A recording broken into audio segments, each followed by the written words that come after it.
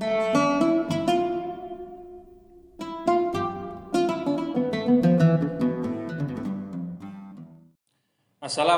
warahmatullahi wabarakatuh, sahabat-sahabat NU online yang berbahagia. Membaca surah Al-Fatihah itu merupakan rukun qauli di dalam sholat, di mana hal ini berdasarkan hadisnya Rasulullah SAW, la sholata liman lam yaqra' bi fatihatil kitab. Tidak sah sholatnya seseorang kalau dia itu tidak membaca surah Al-Fatihah. Sehingga ketika surah Al-Fatihah ini menjadi salah satu rukun qauli di dalam sholat yang harus kita laksanakan, kita harus memahami syarat-syarat agar surah Al-Fatihah yang kita baca di dalam sholat ini memenuhi syarat sehingga sholat kita akan sah. Di sini saya akan menjelaskan ada 10 ketentuan atau 10 syarat yang harus dipenuhi dalam membaca surah Al-Fatihah agar sholat kita menjadi sah.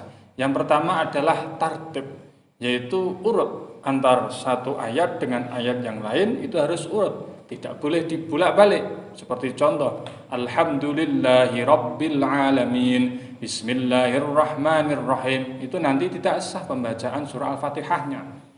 Yang kedua adalah muwalah, yaitu continue, berkesinambungan. Jangan sampai antara satu ayat dengan ayat yang berikutnya itu ada keterputusan.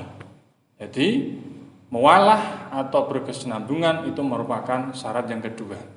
Yang ketiga adalah menjaga huruf-huruf surah Al-Fatihah yang jumlahnya ada 156. Huruf-huruf itu harus kita jaga, harus kita ucapkan dan lafadzkan dalam membaca surah Al-Fatihah. Jangan sampai terhilang satu huruf pun. Nanti akan berakibat bacaan Al-Fatihah kita tidak memenuhi syarat sehingga menjadikan kita harus mengulang bacaan surah Al-Fatihah kita agar sholat kita menjadi sah. Yang keempat adalah menjaga tasydid di dalam surah Al-Fatihah yang ada 14 tasydid. Tasydid ini harus kita baca dengan benar. Jangan sampai bacaan yang harus dibaca tasydid malah tidak kita baca tasydid, karena sejatinya tasydid itu kumpulan dari 2 huruf. Kalau kita membacanya tidak ditasydid, itu sama saja kita menghilangkan satu huruf. Contohnya adalah kalau kita baca tanpa tasydid, waladolin, itu nanti bacaan kita menghilangkan satu huruf sehingga Fatihah kita tidak sah. Yang kelima adalah tidak memotong di tengah-tengah bacaan surah Al-Fatihah. Jadi ini harus kita pahami bersama, ketika kita beralih dari satu ayat ke ayat berikutnya atau di tengah-tengah ayat, jangan sampai ada pemotong. Pemotong di sini itu seperti misalkan kita niat ya sudahlah kita membaca sampai Maliki Yaumiddin saja. Itu nanti bacaan Fatihahnya harus diulang dari awal agar sholat kita menjadi sah. Atau kita potong dengan sesuatu yang tidak ada hubungannya dengan kebaikan atau kemaslahatan sholat. Seperti kita sedang bersin di tengah-tengah membaca Al-Fatihah, kita mengucapkan Alhamdulillah. Itu nanti bisa berakibat bacaan surah Al-Fatihah kita tidak memenuhi syarat. Namun ada beberapa uzur di mana kita ini memotong antar ayat dengan ayat berikutnya itu diperbolehkan. Contohnya seperti mungkin kita mengambil nafas atau kita loading. Ayat berikutnya apa ya? Mungkin kelupaan. Sehingga jeda itu masih ditoleransi oleh syariat Islam. Yang keenam, membaca setiap ayatnya, yaitu ada 7 ayat. Menurut mazhab Imam Syafi'i, ke-7 ayat itu dimulai dari Bismillahirrahmanirrahim.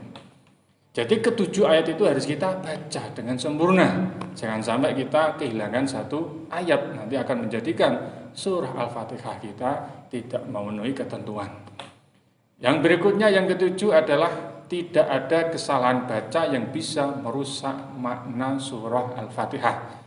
Jadi ketika kita membaca surah Al-Fatihah, perhatikan jangan sampai kita melakukan kesalahan yang berakibat berubahnya makna bacaan surah Al-Fatihah. Contoh, an'amta dibaca an'amtu, itu kesalahan yang berakibat perubahan makna, itu fatal, sehingga perlu diulang Fatihahnya.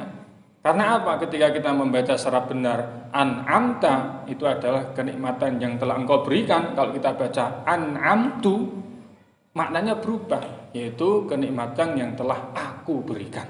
Nah, itu salah satu contoh kesalahan yang bisa merubah makna. Itu harus kita hindari. Yang kedelapan adalah dibaca pada posisi berdiri. Sahabat-sahabat online, ketika kita membaca surah Al-Fatihah, surah Al-Fatihah itu harus selesai pada waktu kita masih berdiri. Jangan sampai ayat terakhir belum selesai kita sudah rukuk. Itu nanti Fatihahnya tidak sesuai dengan ketentuan. Jadi selama kita masih berdiri, Fatihah harus selesai dari ayat pertama sampai ke ayat 7. Yang kesembilan adalah bacaan surah Al-Fatihah bisa didengar oleh diri kita sendiri. Jadi dalam membaca Al-Fatihah kita harus mengeluarkan suara standarnya, telinga kita bisa mendengar bacaan dari mulut kita sendiri. Sehingga apabila ada orang yang ada gangguan pendengaran atau lingkungan sekitar sedang berisik, itu lantas tidak harus kita tuh mengeraskan suara kita sampai telinga kita mendengar. Wong ada gangguan kok, baik di telinga kita sendiri maupun di lingkungan sekitar atau berisik tadi. Tapi sekiranya kita sudah cukup sekiranya mengeraskan suara apabila telinga kita sedang sehat atau apabila keadaan tidak berisik, itu kita sudah mampu mendengarnya. Kemudian yang terakhir adalah yang ke-10, tidak diselingi dengan zikir atau bacaan lainnya. Seperti syarat yang tadi, bahwasanya ketika kita sedang membaca surah Al-Fatihah di dalam sholat, antara ayat satu dengan ayat yang berikutnya atau di tengah-tengah ayat itu jangan sampai diselingi dengan zikir-zikir yang tidak ada kemaslahatan atau tidak ada hubungannya dengan sholat. Seperti tadi ketika kita sedang membaca surah Al-Fatihah, kemudian kita bersin atau kita mendengar orang bersin terus kita membaca Alhamdulillah atau membaca Yarhamukallah padahal kita sedang membaca surah Al-Fatihah, nanti surah Al-Fatihah kita tidak sesuai dengan ketentuan. Kecuali kalau kita membaca zikir yang ada kemaslahatannya di dalam sholat. Seperti ketika kita mengingatkan imam kita, kalau kita sedang jamaah, kita mengingatkan imam kita yang mungkin bacaannya suratnya itu kurang pas atau salah rukun. Nah, kita bisa mengingatkan ayat berikutnya yang dibaca imam tadi, padahal kita sedang membaca di tengah-tengah surah Al-Fatihah. Itu diperbolehkan karena bacaan itu atau zikir itu atau mengingatkan imam itu termasuk zikiran atau qiraah yang ada kemaslahatannya di dalam sholat. Itulah ke-10 syarat ketentuan membaca surah Al-Fatihah di dalam sholat. Semoga kita mendapatkan ilmu yang bermanfaat. Sekian. Wassalamualaikum warahmatullahi wabarakatuh.